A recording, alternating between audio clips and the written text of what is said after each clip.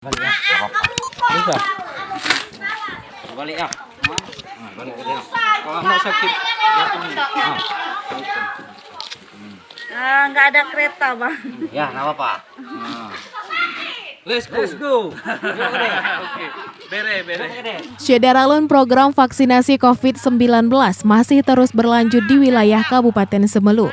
Salah satunya program vaksinasi presisi keliling oleh personel Polres Semelu yang bertugas di Polsub Sektor Kecamatan Semelu Timur atau tepatnya di Pulau Siumat yang merupakan pulau yang terpisah dengan daratan Semelu. Kepala Polsub Sektor Pulau Semelu, Bribka Efriadi Saputra, kepada SerambiNews.com Sabtu 11 Desember 2021 mengatakan, meski wilayah tugasnya jauh dari daratan Semelu yang berjarak kurang lebih 2,5 jam melalui perjalanan laut, namun program vaksinasi presisi keliling berjalan dengan lancar.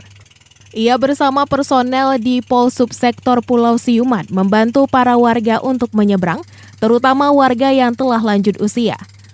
Menurut Efriadi, antusias warga di Pulau Siumat untuk vaksinasi sangat tinggi meskipun ada warga yang harus ditunda disuntik lantaran faktor kesehatan. Dari Sinabang, Sari Mulyasno, Serambi On TV.